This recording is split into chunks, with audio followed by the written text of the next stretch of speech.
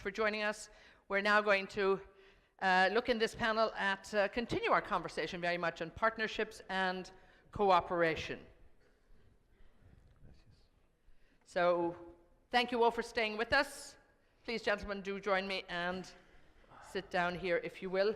And very quickly, I would just like to introduce you all to, beside me here, we have the Minister for Foreign Affairs from Paraguay. Wonderful to see you, His Excellency Luis Alberto Castiglioni. Thank you so much for joining us. From the United Arab Emirates, from the Ministry of Economy, the Undersecretary joins us, His Excellency Mohammed Shehhi. So great to have you here, of course, and we look forward to your contribution.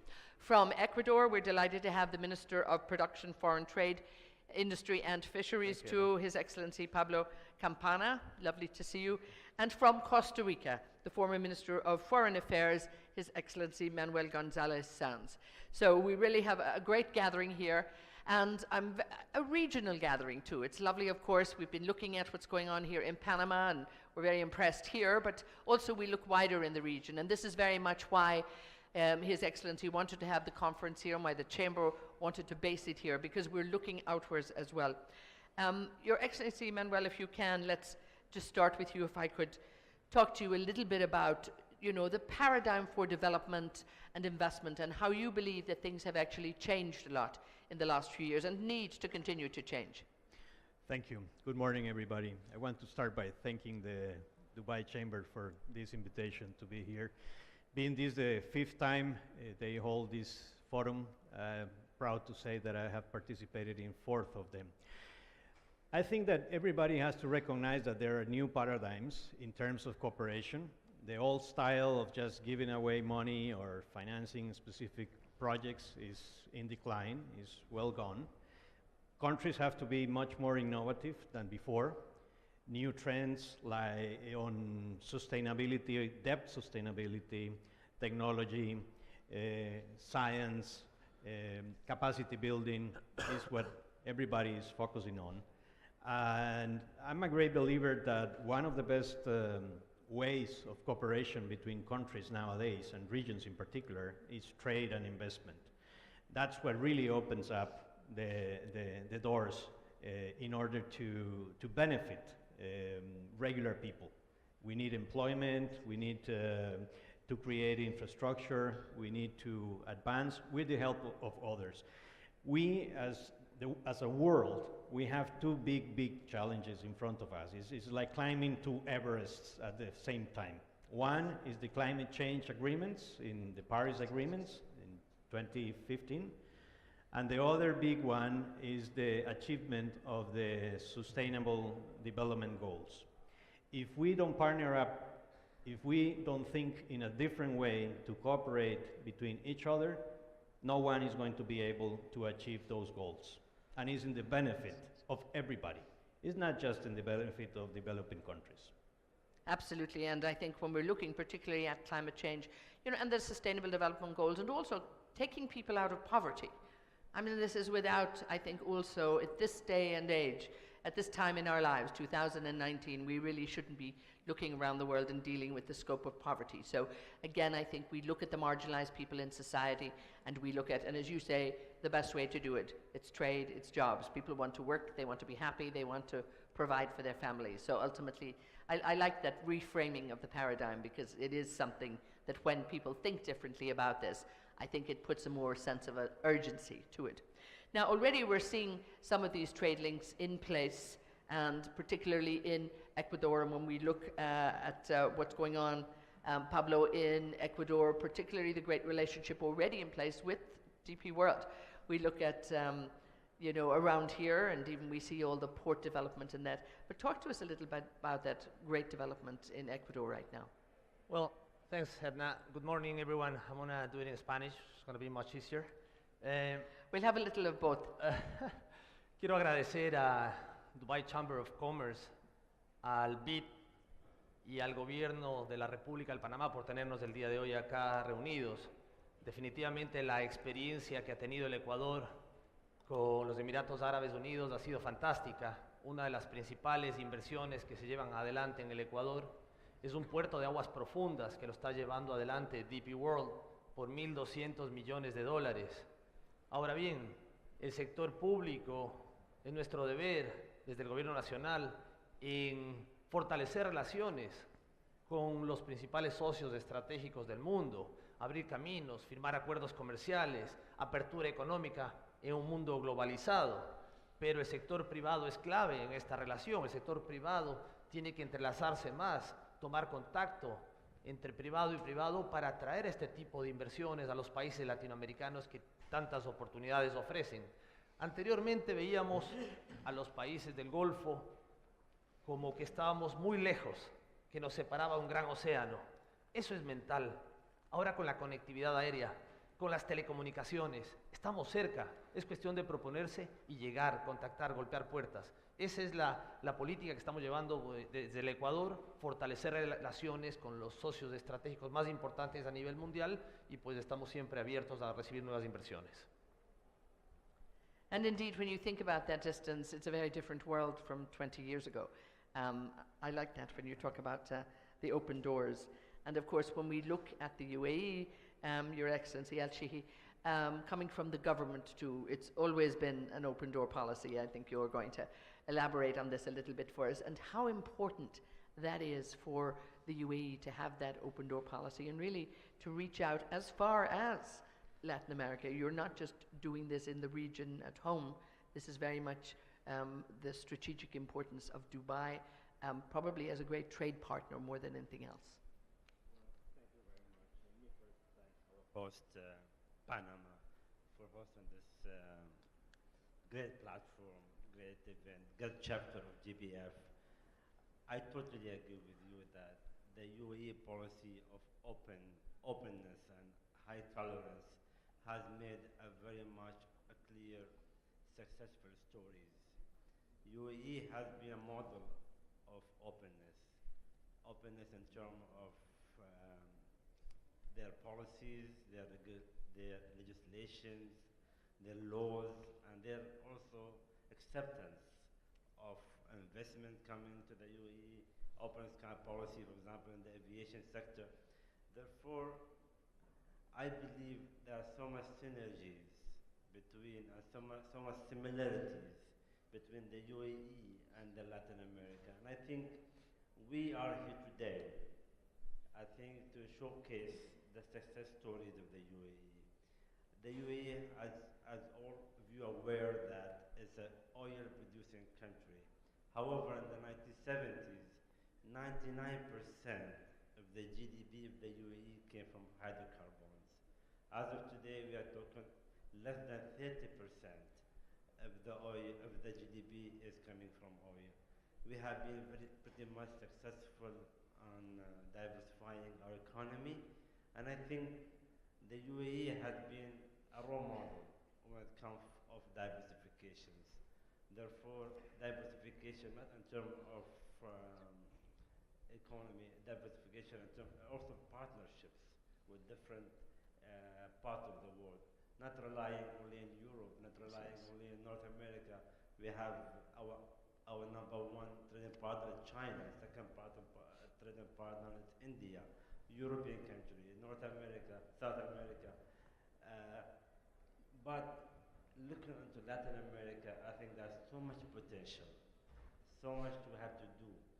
Our trade with Latin America is pretty much less than 2%, as Mr. Hamad Gomin mentioned this morning.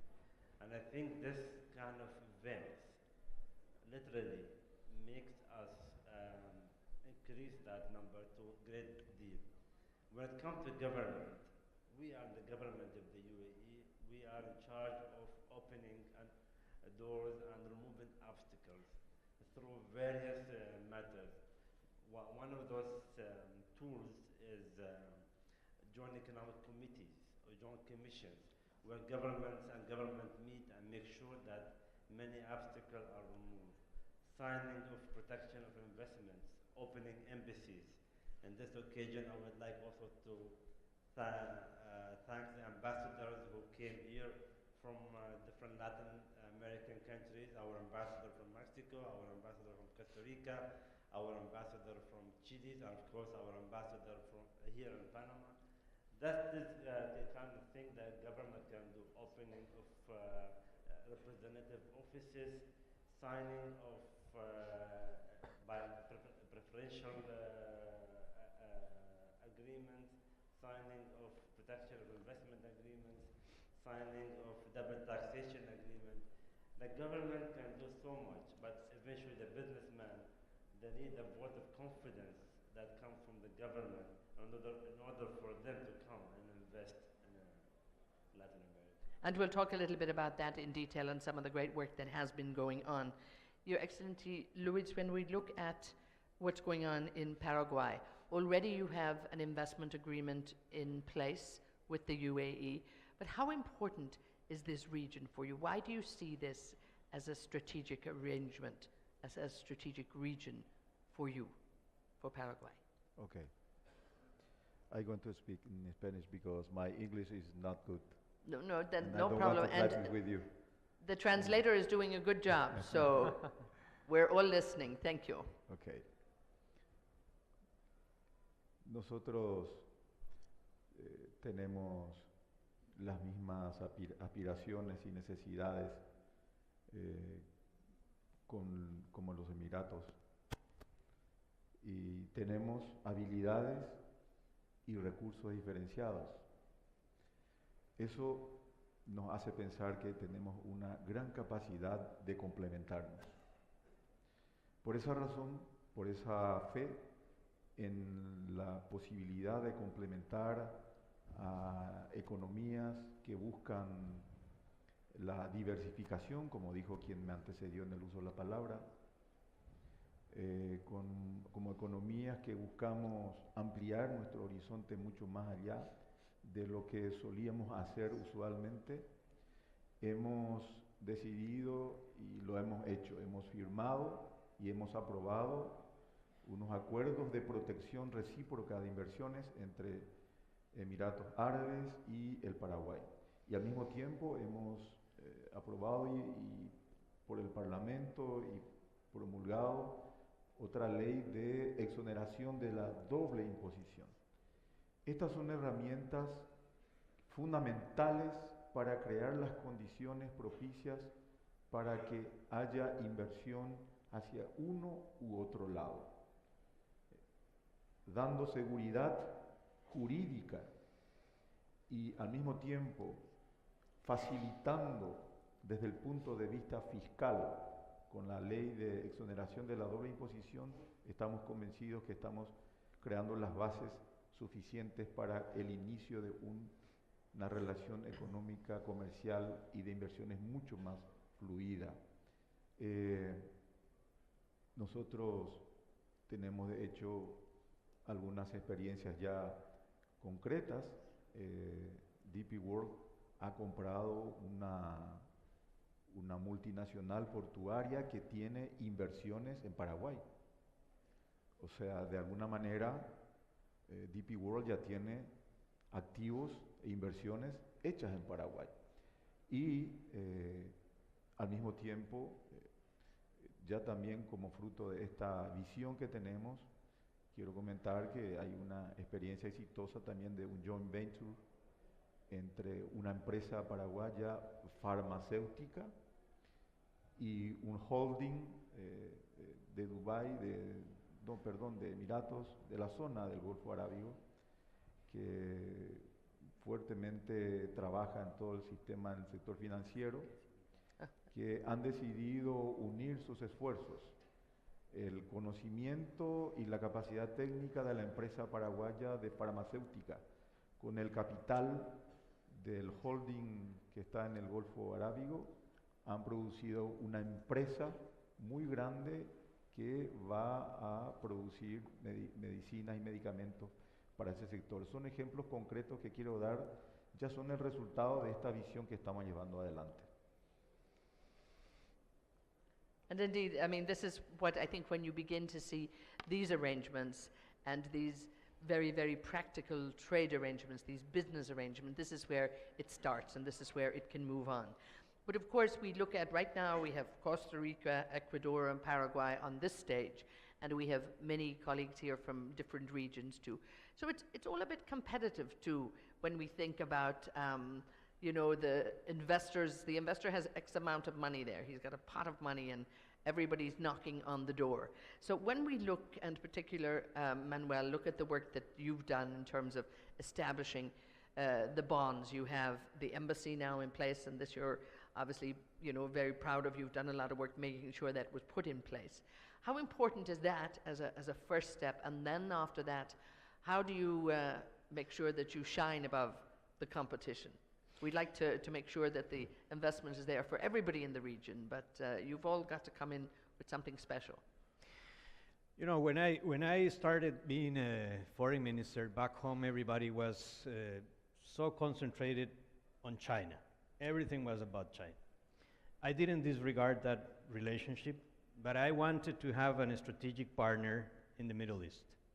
And I looked into the UAE, and they opened up the doors for us. We built a very strong personal relationship, but we are circumstantial, and we come and go. What is very important is to build up a strong government-to-government relationship that will stand after a new government takes office. Within a very short period of time, less than 2 years, we signed almost 11 agreements. Some of them are still on the way for ratification in our Congress. I hope they'll do it very soon. At that time, when I decided to open the embassy, my colleague, His Highness Sheikh Abdullah bin Zayed, said, well, Manuel, it's going to take a long time for us to open an embassy there. Nevertheless, the embassy already exists. We have Ambassador Juma with us today, who's appointed in Costa Rica. Their office, their embassy has been operational in Costa Rica for the last 6 or 7 months. And that really, really helps. And it's very difficult to get these ideas across back home. It's difficult to deal with the Ministry of Finance because it implies usually more resources. It's difficult to justify people back home. Why are you going to do it so far away? You have to keep in the neighborhood. You have to put more people in the region instead of reaching out. But, you know, countries like ours have to understand that the market is the world. We cannot just keep looking at our shoes. We have to raise the horizon and look way, way beyond of the traditional markets. And that's what we have found in the Emirates. Friendship, openness, willingness to work together. Sometimes it's not that easy to reach out to the private sector, and that's why the chamber, for instance, the Dubai Chamber does a very, very good work in opening up those doors. They do a fantastic job in promoting the image and the knowledge about our countries. There's much to be done, of course. The potential is great, yes, but we need to overcome the fear of taking the challenge, right? And secondly, we cannot make general statements about Latin America. Latin America is a very diverse region. It's a huge region. Even though in most cases we speak the same language and we have the same origin, we are very different from each other. Even within our region, even within Central America, for instance, we are very different, and we have different approaches. Our institutions work differently. Some cases stronger, some cases they need to improve, of course. But there is much more in Latin America than just Mexico and Brazil. There is a whole world in between. There are plenty of opportunities, but you just have to dare to take the risk or the challenge. Let's put it in a more positive way. No, and I think definitely when we look at the willingness and the openness, and as you say, I think also the activity at the chamber, it's non-stop. I think they really want to actually make sure that they are reaching out all the time to all the different countries.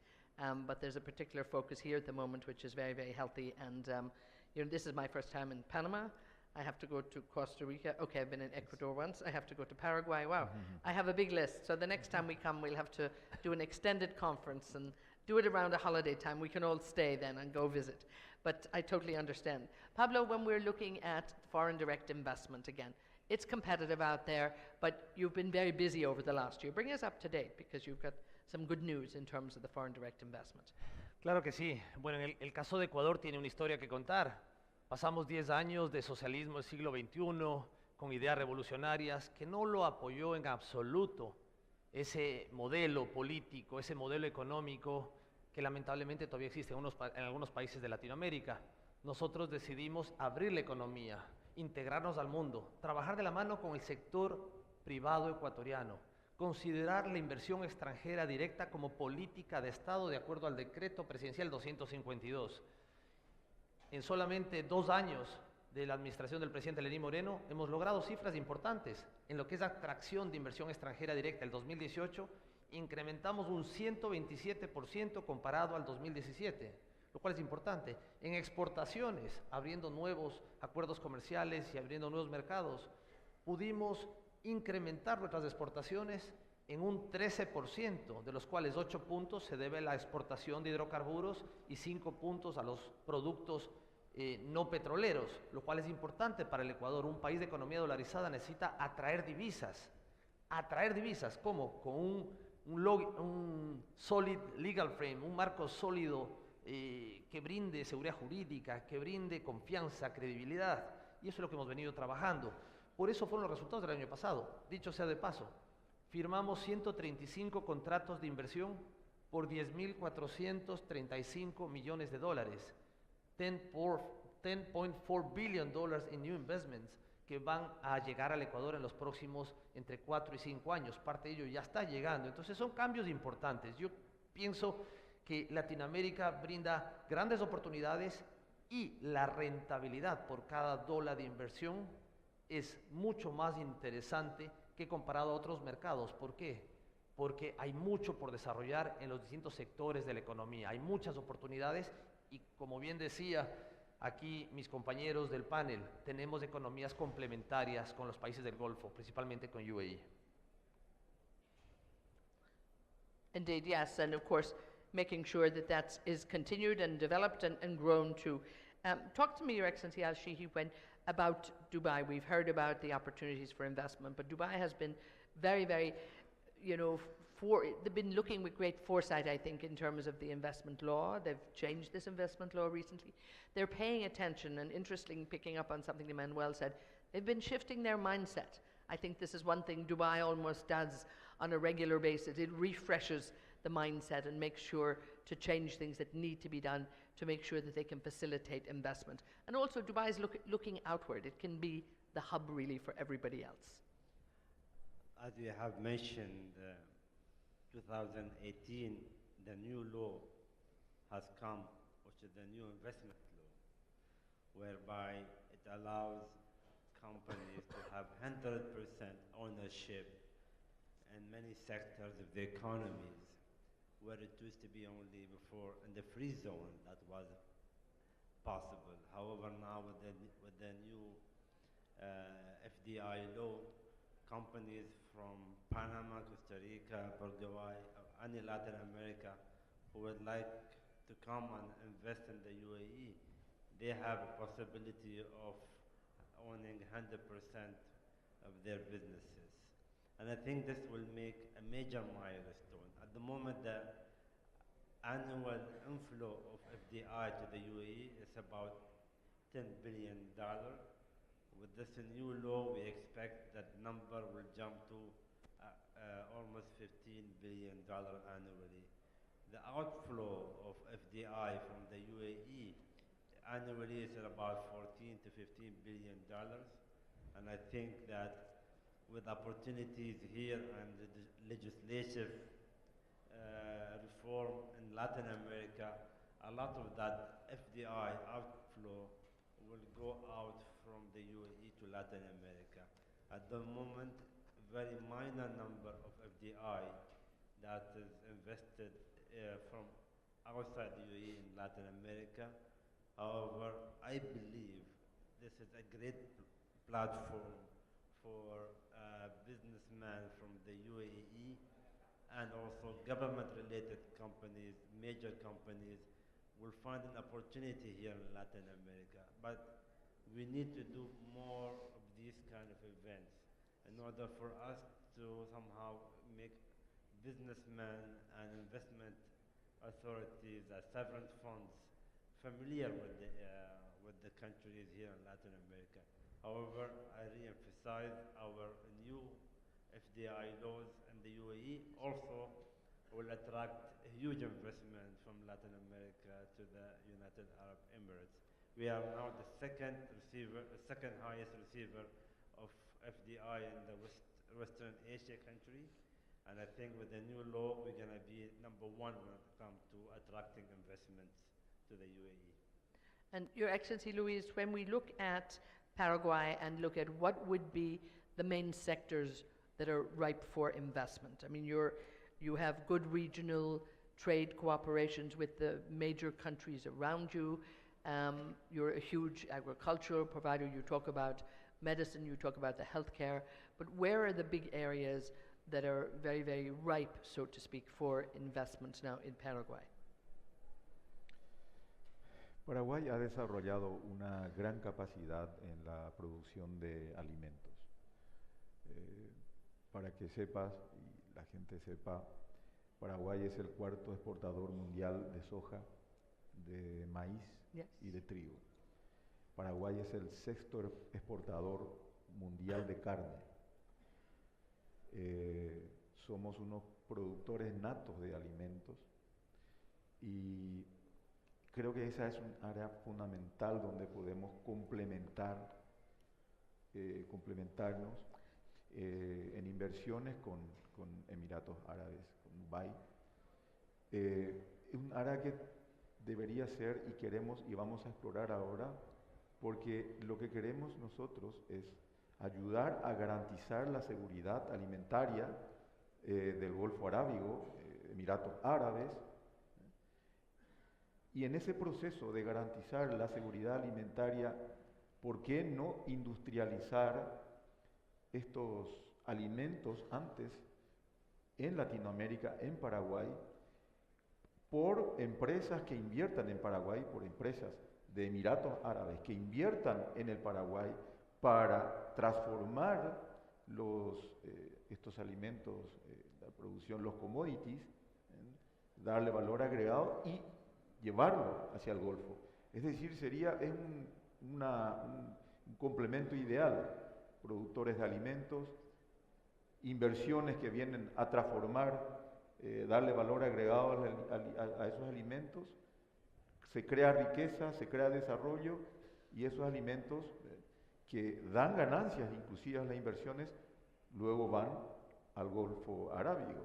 Es un área que nosotros creemos que podemos desarrollar muy rápidamente y al mismo tiempo otra área que es de fundamental importancia por la ubicación estratégica que tiene Paraguay, en una Mesopotamia en donde la hidrovía de los ríos Paraguay y Paraná es fundamental para el comercio del suroeste de Brasil, de Bolivia, de Paraguay y de gran parte del norte argentino, es la posibilidad de que empresas, en la búsqueda de la diversificación, de que las empresas que inviertan en infraestructura y logística en Dubái puedan venir a construir con nosotros esas capacidades en infraestructura y logística. Hay mucho por realizar, es una veta por explorar muy interesante donde pueda haber ganancia mutua. Yeah. And also I think when we look around the world, the food security issue, is getting more and more focus and attention, and this is something that really everybody needs to be looking at. And as you say, when we have such a rich country in terms of tremendous agriculture, I mean, it's a natural thing to do in many ways. Manuel, talk to me a little bit about the absolute importance and the role of the private sector in terms of making sure that we move to the next step. Well, it's absolutely key if we want to develop trade and investments. No doubt there is, from the Emirates, for instance, there are very important sovereign funds that work government to government. But the private sector needs to realize the opportunities that both regions provide. If they don't move in that direction, it's going to be very difficult to materialize on those opportunities. Governments open doors, but it's for the private sector to take advantage of the roads that governments build.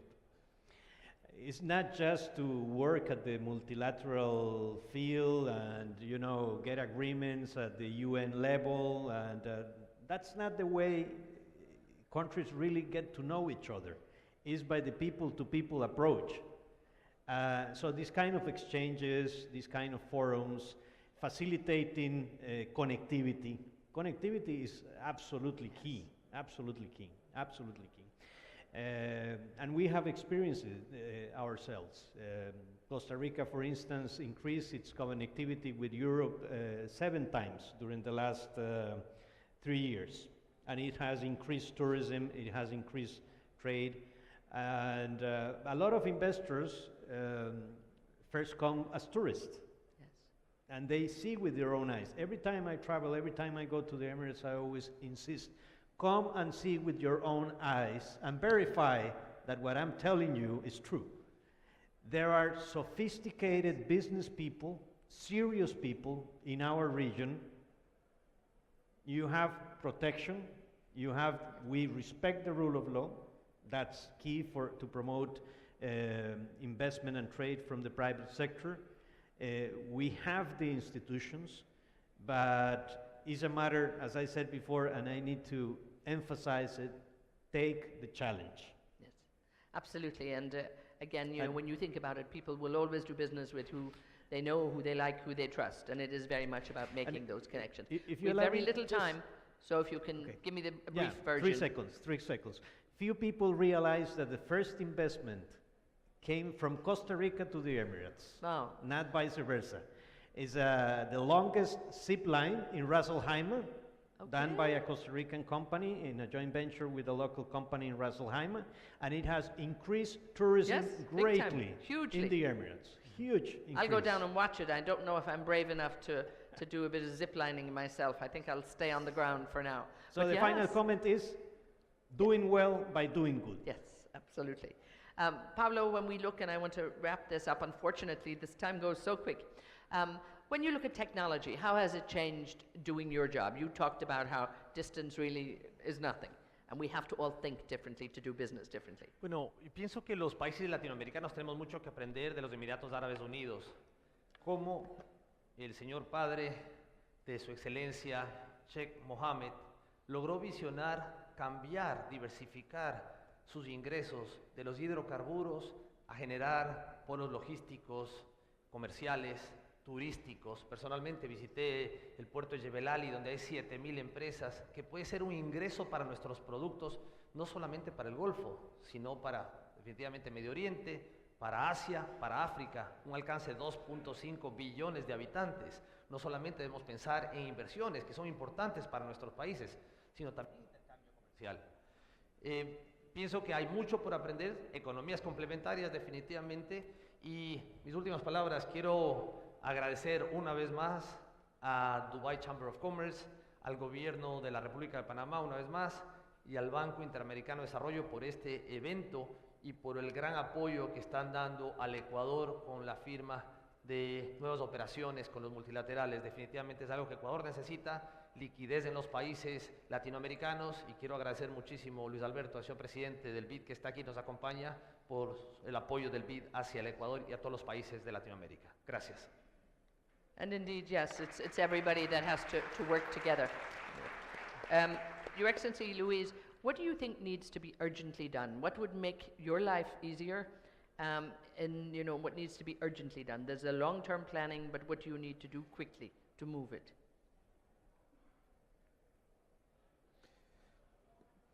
Bueno, yo quiero creo que este tipo de iniciativas de conectar a la gente, como dijo el ex canciller de Costa Rica, pero darle un sentido y un objetivo concreto es de fundamental importancia. Quiero rescatar una propuesta del señor presidente del Banco Interamericano de Desarrollo, en que decía en que la apertura de nuevas oficinas de comercio o embajadas es de fundamental importancia para abrir oportunidades. Nosotros, ¿qué vamos a hacer ahora? Hemos decidido abrir nuestra embajada en Dubái, en Emiratos Árabes, para aprovechar todas las posibilidades que nos ofrece todo ese mundo. Emiratos Árabes, Dubái, es una bisagra, es una puerta para nosotros. Es una puerta para Medio Oriente, para Asia, para África. Paraguay tiene mucho que dar y estamos convencidos que nuestra complementación con Dubái va a hacer que eso que podemos dar lo demos de manera mucho más eficiente y podamos obtener muchos más beneficios para nuestro pueblo y también que el Emiratos Árabes y Dubái obtenga beneficios. Vamos a estar de manera mucho más concreta en Emiratos Árabes con nuestra representación y a partir de la apertura de nuestra representación ya los sectores privados harán lo suyo. And that's very, very exciting indeed. It will make it very much a win-win. I'm going to leave you the closing word on this panel here. It's very exciting. I think everybody's plans, the focus, the initiative, and the absolute passion is there for sure. So what do you need to see happening in the short term? We have a lot to do in the long term, but what's urgent now? I think there are so much potentials in the areas of economy. However, the new economy is coming, and the UAE have developed 3 different initiatives or strategies. The artificial intelligence strategy, the 4th revolution strategy, and the innovation strategies. And the innovation strategy is based on 7 pillars, 7 sectors. And many of those sectors are within the competitive advantage of the Latin America. So I invite the Latin American country to take the opportunity and not to miss the opportunity which was missed with the conventional economy and come up with, be in the fastest track, go into much faster track than the conventional way of doing business. Like Mr. Mohammed talked about blockchains. However, the UAE has an open door policy.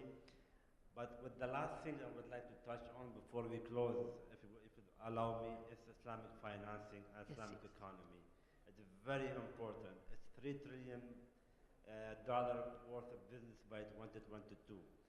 Halal economy is growing very fast. Not about food anymore. It is about food, fashion, cosmetics, hospitality, hotels. So the UAE is taking a leading role in the Islamic economy. We are also, myself, we are the head of the chairman of the International Halal Accreditations Forum. 5 countries from the Latin America are already members. Brazil, Argentina, Costa Rica, Mexico, Jamaica also is members.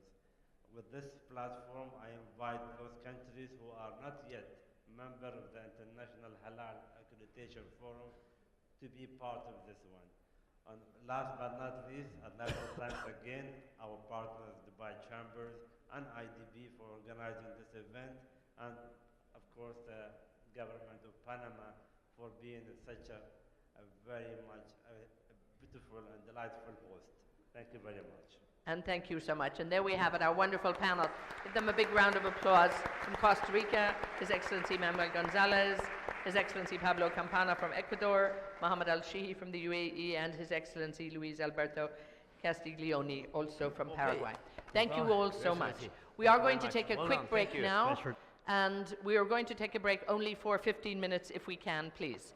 We have a lot going on. You might have noticed we're running shortly a little bit behind, but please be back in 15 minutes because we do have the one-on-one interview with the President here on stage. So you don't want to miss that, and we want to all be back here in time. So I think we're now at 11:40. Ooh, so be back here at 5 minutes to 12 and we'll get rolling. This will be very, very important on the stage, up close and personal with the President of Panama. So make sure to be back in time and join us. Thank you all so much.